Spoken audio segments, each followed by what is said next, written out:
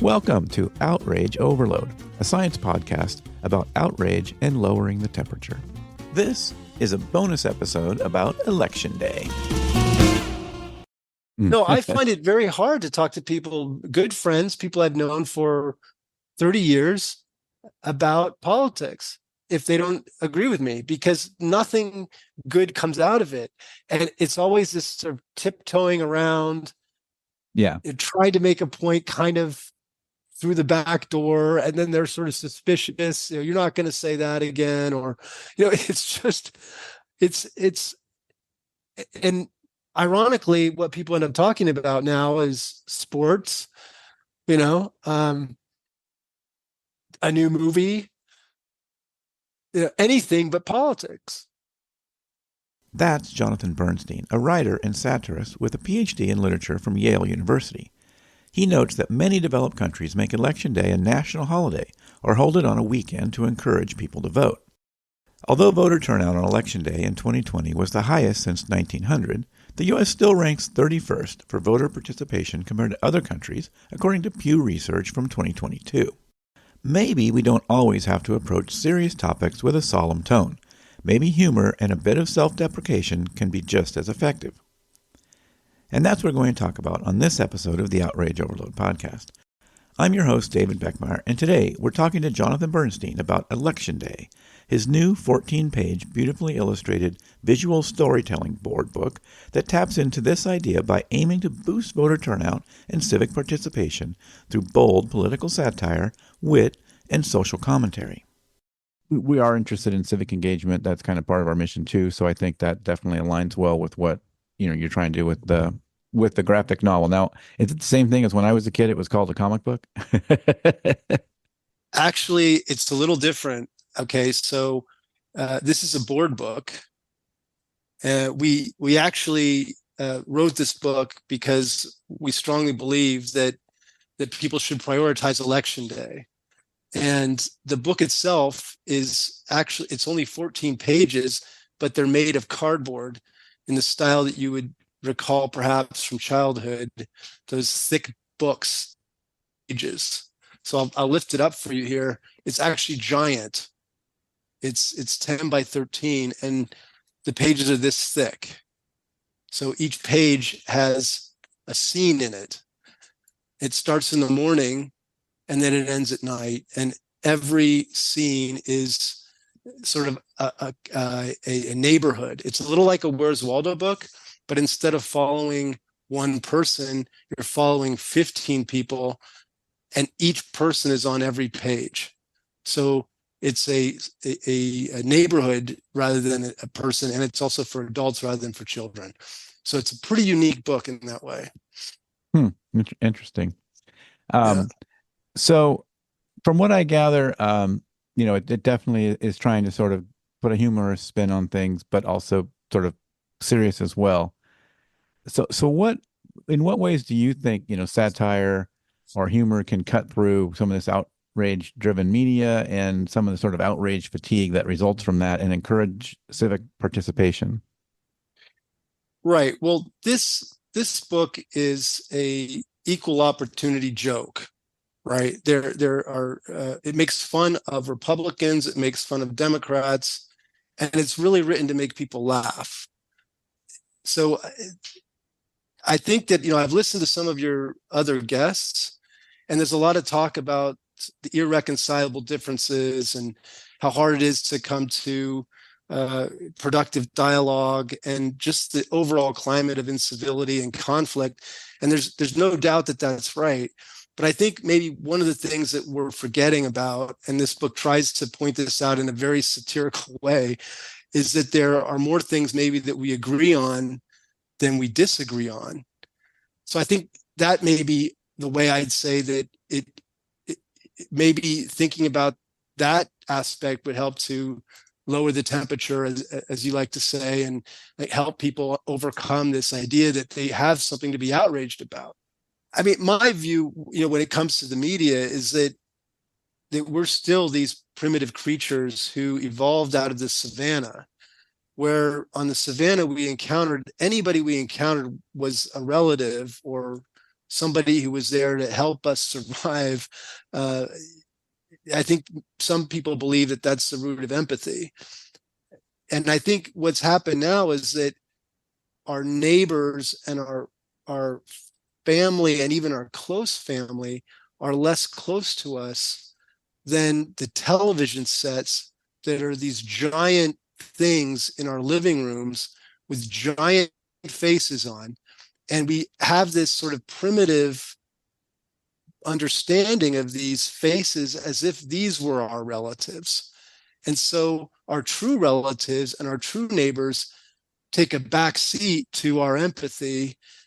In the place of that comes these, the CNNs and the Fox Newses and the Newsmax and whatever that is that we're looking at. So it's almost a primitive response that we have to media that I think people have a hard time overcoming, because they go home and that's what's there. It's reliably there. Whereas if you call your brother on the phone, he may not be there. He may not be in the right mood to talk to you. And he may not cater to you at all. Right. So I think that's the root of our forgetting the, I think that's at the root of our beginning to align ourselves with forces that are not necessarily in our interests at all and not really common to us, and that we get taken hostage by the industry of media and this wheel which takes us into ever further places rather than to really where we are. I like that. That's an interesting perspective on the whole sort of tribalism thing. Yeah, I do like that. Yeah, because a lot of it comes back to that we're not finding that shared interest, right? Even though it probably exists, but we're not finding it as much. We're not spending as much time with people in our community and in our families. And also, when we do, we've become very afraid to have conversations if we know there might be some differing views in there. And we don't mind it so much if we kind of all in the same bubble. We're all in the sort of cheerleading squad, and we're all going to yell at the same people. But if we're worried that some of those yells are going to make somebody mad, then we just don't tend to have those conversations. And so that's another challenge, that the places we're getting this information are these talking heads on TV and whatnot. Yeah, that's an interesting perspective. I think also that what we see on TV is so highly choreographed and curated that it presents itself in a very appealing way. It's not just, you talk on the phone, you hear a voice, right? But when you have this giant head in your living room, you get much more than a voice. You get a real person, and you get the perfect clarion sound. You can make it as loud as you want. You can Right. make it quieter. You can change the channel. I mean, you have this, it's really an experience.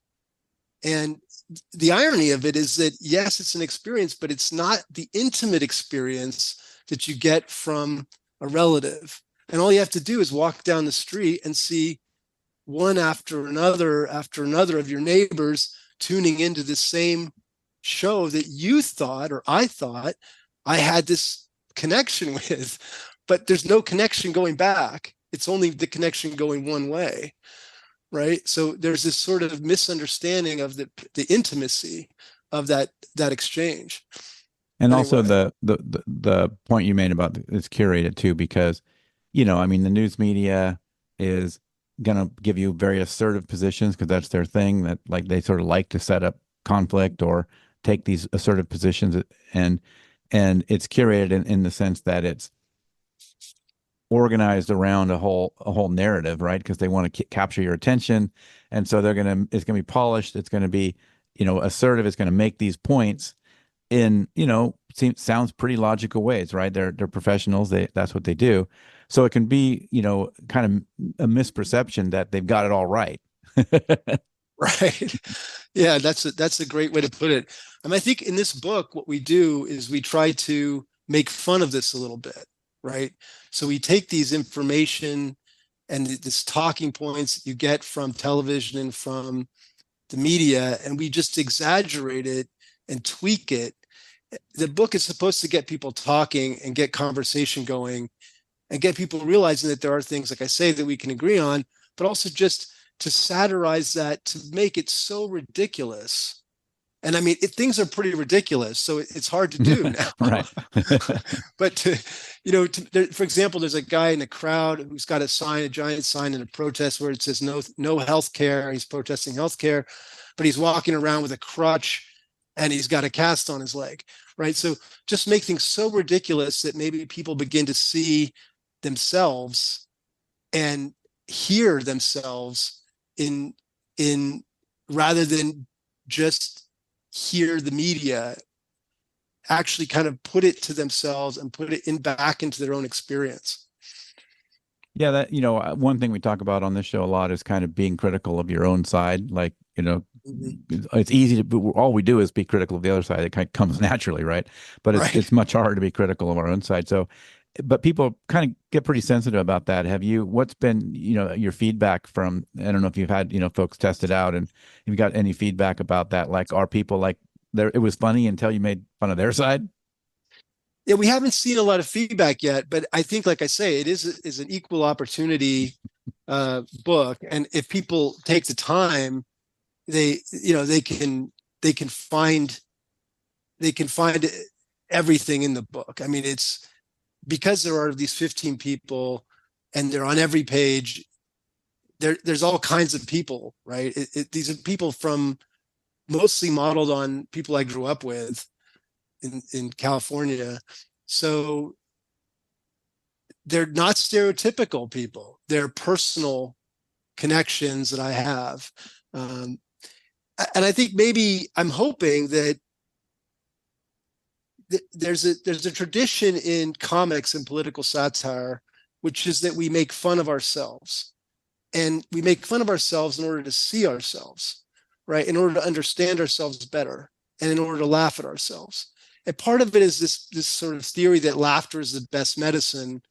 And I have this sort of secret hope that this laughter can help us break down these barriers and this acrimony. I think that it's really in the tradition of Mad Magazine or The Simpsons. And this is also the kind of thing that really good comedians do, right? They exaggerate and they reveal to us who we are in a way that makes us rethink who we are. Mm-hmm.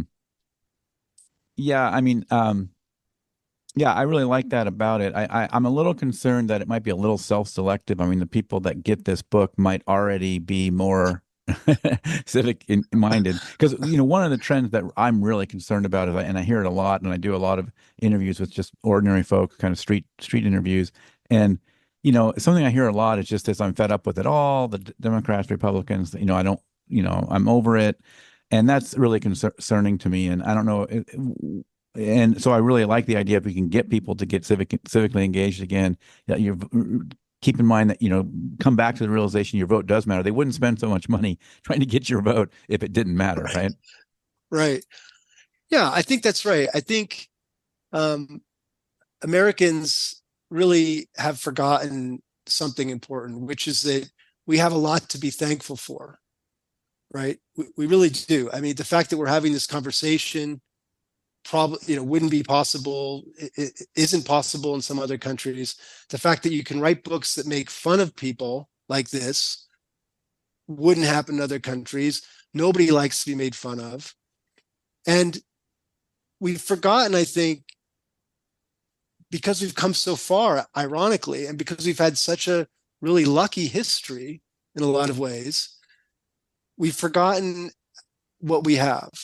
And we've forgotten, I know you're saying that there's this lack of commonality, but once again, I think what people really want is they want peace and prosperity. They want to be free to pursue their own dreams. They want their children to grow up healthy and to learn things. And they want a brighter future. And everybody wants that. I mean, it doesn't matter if you're Republican or if you're Democrat. These are not political issues. These are basic human issues and basic American issues, right?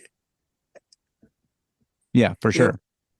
I mean, I was in Romania in 1990, and I was in Russia in 1991. I was in Cambodia in 2001. And I've seen how people live in countries where the government has really betrayed them, right? We don't live in that kind of environment. Yeah. We live in an environment where we still have a lot of ability to influence things, to go vote, to protest, to engage politically, and to engage in culture, right? I just don't hear people celebrating this greatness of our situation. It's constantly this bickering, this complaining. Somebody has more, somebody has less, somebody's getting taken advantage of, somebody's corrupt, right? And I think that, I know you're saying there's just no way that we can kind of come together, but I'm reminded of statistical analysis where you get a sample, right? And then you throw out the highs and the lows, right? Because you say, well, these are the outliers. We can't really let this data distort what this experiment is trying to show. I'm not saying we throw out the outliers or throw out any opinions. I definitely am not saying that I think we need all these opinions, but I think we have to be aware that some of the opinions are truly outline opinions, and they're not the opinions of the majority of the population. I think we're latching onto these extremes as if these extremes are actually where people are. I don't think that's where people are. No, and the data shows that. And I'm definitely not saying we can't come together. My main point was just that's, kind of finding common ground and that kind of stuff isn't necessarily my main thing. My main thing is sort of finding common humanity and having better conflict dialogue, right? So Right. I don't necessarily advocate for issues. And for the folks that want to go off and do some of that, find common ground work, there's organizations that work on that as well. So I'm all For for it. sure.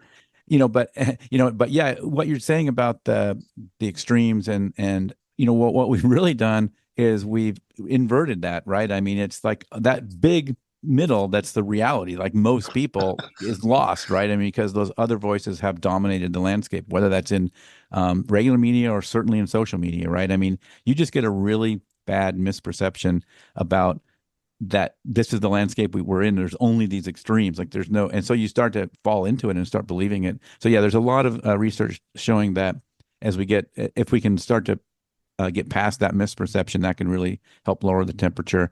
And you were talking about how there is this problem that we don't appreciate what we have, and I definitely find that, and it's very discouraging. But one thing that's really encouraging for me about that is so many guests that I have on that talk about that, and so there is a lot of people working on this, a lot of people that understand this, and a lot of people trying to promote this idea that we have our institutions are really good, our system's really good. As bad as it seems, there's still, what's that old line? It's the worst system except for all the others, right? Because a system like we have is meant to be messy, and that's what makes it work. But it requires us to participate, which can be hard. If you just walk away, then people can start to abuse the system a little bit. So yeah, I'm really encouraged by the fact that a lot of people do recognize that, and I get a lot of that boost that, yeah, we're definitely underappreciating what we have, and that's a message we need to get out there. Yeah, I listen to people who defend free speech, and I think there's actually a misunderstanding on a fairly deep level. I believe in free speech, yes, that people should be able to say things they want to say. But the other half of it is that people should be able to hear people who say things that are extreme, right? And I think that's sort of never mentioned, but really perhaps more fundamentally important, because it's getting information that's hard, right? And you're mentioning that there's this sort of division and how people come to live in these media silos. But how do you propose to get a shared media landscape, right? Because I think that's probably at the basis of coming to some consensus or coming to some realization that we have a lot that we share. If everybody's looking at a different media, then as you say, everything's so highly curated and concentrated and refined, and really all the detail is stripped from the message, that you can have from the exact same incident two wildly different explanations and really effectively two wildly different incidents. And many people have remarked that the days of Dan Rather and Ted Koppel and the network news are gone, and that makes sense. And we have this podcast here. But how do you propose getting people on the same page from the standpoint of what it is that the topic is? Right. Yeah. I mean, I certainly don't have all the answers, but there are a lot of practitioners out there, kind of looking at some of this, and some of the direction is, that kind of helping eliminate some of those misperceptions. A big challenge is a lot of this, the incentives are so powerful that this has almost got to be a ground up movement. This has almost got to be a movement that starts with us and then moves up, because it's not necessarily going to come from the top without our pressure to do it. And as long as we're in love with this partisan media and in love with getting in these battles, they're going to keep feeding it to us, right? Once a spark happens, that's my biggest hope, is that there's going to be some kind of a spark towards this.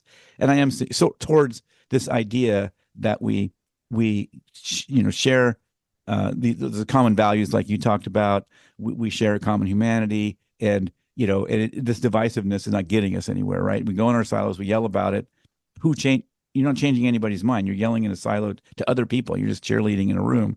No one on the other side is going to hear you, A, and B, if they did hear you, they'd just go, "You're weird. I'm not going to care." They're not going to change anyway. So we've become national. We're always looking at national things. Get things back to your local community. Focus on that. Vote in your local election. Even if you think my vote doesn't matter for some national election, it matters locally. Like, you can vote for school board, you can vote for your superintendent, and sometimes those elections are won by like 27 votes or something, right? Your vote 100% Right. matters. Right. The down ballot, right? That's Yeah. something that people forget. Right. Yeah, I think that isn't explicitly part of this book, but I think one of the potential explanations for why there is this attitude that it doesn't matter is that we don't have, for election day, any particular culture. And it's almost like you're voting in a vacuum. So, for Halloween, we know to dress up and the kids go out and get trick or treats. The 4th of July is all about barbecuing and fireworks, and even the Super Bowl is Super Bowl snacks and commercials, and there's sort of something for everybody. But when it comes to election day, we don't have any of these traditions, right? And in that sense, putting this book into the American Holidays series, which is will be a series of other books that take place on different days that are important for Americans, is aspirational, right? The idea is that we need more tradition. And one of the arguments for that is that the day we vote should be or could be a holiday, which would encourage people to have more civic participation rather than just another day of the week where people have to scramble to do anything. Yeah. And where sometimes polls are completely filled, and where we get into this whole thing about absentee ballots and whether that's right or not. I think because there isn't this cultural practice associated with elections, we have a lot more conflict maybe than we need to. And this is something which I guess you probably know, but is relatively uncommon in the democratic part of the world. So if you look at the OECD countries, of the 37 of them, 35 or something have either a holiday or an election, which is the day when people vote. And to have an election on a working day, that's really an extreme anomaly. But that happens to be our situation in our tradition, I guess. That's certainly how we do it. So I think that this is another thing that maybe we could work on. And if we were able to make some changes here, that might help us to have a different way of engaging, and maybe a more participating in a sort of a deeper engagement with the politics than we have now. People would be less likely to say, my vote doesn't count, it doesn't matter. People don't say, if I watch the Super Bowl or not, it doesn't matter. One team is going to win anyway, right? Right. They don't have that attitude, right? So they're disappointed, but maybe. Right. Yeah. Well, when I was first voting, there was a little bit more of that, right? It was a little bit more, And it might just Hmm. depend on the area you're in and how what is. But I remember when I was first voting, there was a little bit more of that kind of atmosphere, like kind of a little party atmosphere. It was like important, and you kind of hung out with in line with the people in your community, and you chatted and stuff. There was a little bit of that, and even as recently, 10 years ago, I can remember, and this is a sad thing about voting now but I can remember it was very much a nonpartisan thing. Like people really were on board, and I think that's true of election workers still, but there's people that perceive that it's become a partisan thing. And that's kind of sad because I think everybody involved in counting the votes, doing volunteering to go through all that. I mean, it's not easy. It's a big project for somebody to give up and do that. And they don't care whether you're Democrat or Republican or whatever else. They just want you to vote. They just want to get your vote in there and counted and get your take counted. And and that was something that was a cool part of America, that you could come together on that one thing that we all want everybody's vote to be counted. So yeah, I mean, I'm hoping that I would love to see that as well. I see that as aspirational as well. I would like to see that something, make it an event. I mean, that'd be awesome. I mean, one of my dreams is to sort of have some kind of a bipartisan, for lack of a better word, not necessarily, just bipartisan, that we are here to support and appreciate what you were talking about, like appreciate what we have as a democracy, as a set of institutions, as something that's made it this far, and we can do that in a bipartisan way and come together for something. That's kind of coming together. That's something we need to see more, where people aren't yelling at each other, but you know, they're together, and maybe they're wearing their strong blue labels and pins and hats and signs, and they're wearing their strong red hats and signs, but they're together, and they're together on something. I think we just need to see more of that. I think what's surprising is that, again, just from a slightly different perspective, we are all voting, right? And we are all there. And exactly like you're saying, it doesn't matter what color pin you have on or what color jacket you have on. Everybody is actually voting. We are, in that instant, for that day, we are all in some ways equal participants in the democratic process and equal participants in a larger project. We are all, in that moment, just Americans, right? And that's kind of missing Right. because it's so obvious. There's no sort of first class versus coach vote, right? No. And there's something kind of extremely obvious that's almost missing because it's just so right in front of us, that yes, there are all these rallies and there's all this campaign money, and these candidates are making promises that they're probably not going to keep, and all the things that are happening. And yet, in the end, this is all the setting for something, this partisan setting, this outrage setting, if you like. The core of it is just something we're all doing together, which is again, it's almost like it's missing from our awareness.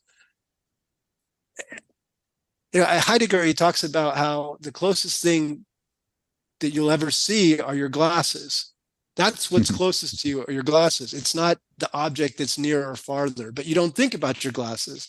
And I think there's something like that happening here. The vote is already where we are as a people, as one. It's just that it doesn't appear to us that way because we're looking at things that are so far away and so distorted and so framed in so many ways that we have a hard time even telling where reality is.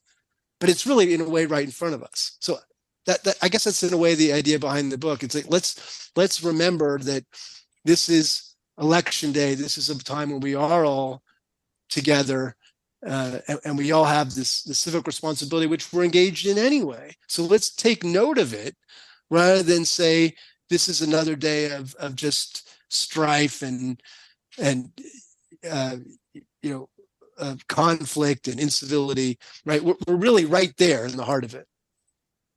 Yeah, and I love the idea of trying to make fun of ourselves, and make and maybe we can, like, not take ourselves so seriously if we can see some of, like you say, sort of the absurdity of some of the things we talk about or want to go defend or whatever. Maybe we can, maybe that, I think that is a way to potentially lower the temperature too, that we just start maybe taking fewer things so seriously. And you still might have your hot button issues and whatever, but boy, it seems like we just have too many hot button issues now and we get riled up really quickly. So yeah, if we can lighten up a little bit, I think that would be fantastic. I don't know if you read Mad Magazine when you were a teenager, but I was really formed by Mad Magazine. And most of the time when people talk about it today, they talk about the irreverent humor or they talk about the questioning of authority figures. But actually, Mad was really about taking apart every, and it included Mad itself, right? So I don't know if you remember, but they would have something like, "You're an idiot if you buy this Right. magazine," or "This is the biggest piece of trash you'll ever find. Don't buy this," right? So that kind of thing, I think that taught people how to laugh at themselves, how to be self-reflective, how to be self-conscious, ultimately how to think, and maybe how to be participants in a democracy where you do think and you do laugh at the ridiculousness and the absurdity and just the nonsense that we all seem to believe because we have no choice other than to believe it, right? I don't think we're going to get out of the curated, highly concentrated form of news that you get from CNN or Fox. I do think we might be able to start saying, look how absurd this is. And then by taking a step back, maybe we can reflect upon it, come to some of our own ideas, and develop some kind of synthesis and some kind of empathy for other people who, as you know, David, are suffering just like we all are. Nobody's exempt from this condition. Right. Yeah, absolutely not.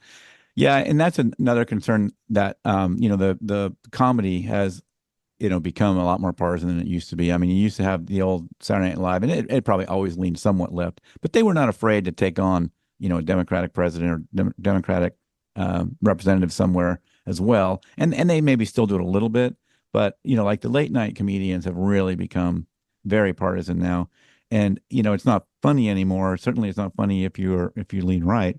So. I'm discouraged by that. I'd like to see them making fun of both sides a little bit more than they do these days. That's a great point. And I think I've noticed that with Kimmel and Colbert. It is almost embarrassing because there's in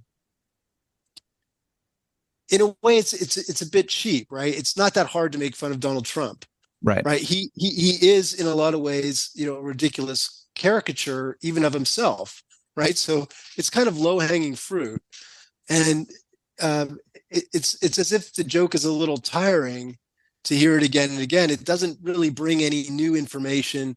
It doesn't capture a new group of people. It doesn't really open up any new minds. It's back to what you were saying earlier, which is just this partisanship, this preaching to the choir.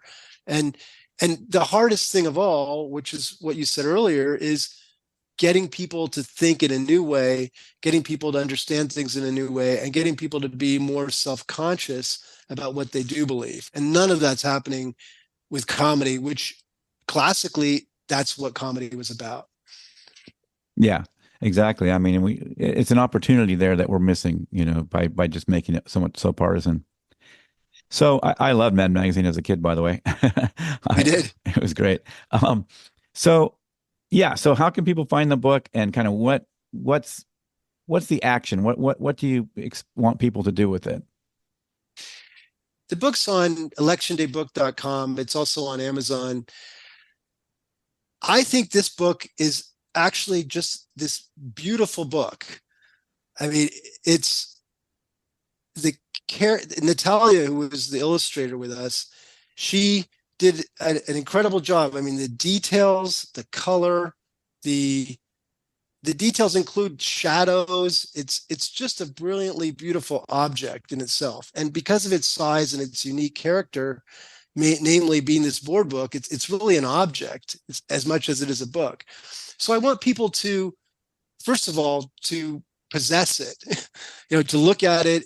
And I think it's deceptive because when you get it, you can look at it quickly, or you can spend hour, 2 hours, 3 hours trying to figure out where everybody is and what they're doing in each page, right? So following those characters is what I want people to do. I want them to see who's voting, who's not voting, why they're not voting, what their concerns are on election day. There's one woman who's an older woman. She's getting her hair done, right? And the truth is that in some ways it's easier to make an appointment at the hair salon than to make an appointment at the voting poll, right? I want people to see the irony of what real people are doing on election day. And I think I'm hoping that by looking at the book and by reading it and looking at it carefully, they'll reflect about how important it is for them to go vote. Because by seeing people voting and by seeing people not voting, hopefully they will then be inspired to vote themselves and to take this day, which only comes around once every 2 years, really, pretty seriously. And I think that's the objective. Mm-hmm. Well, awesome. Well, Jonathan Bernstein, thank you so much for making time for our little program. Well, thank you for inviting me, David. It was a pleasure to be here.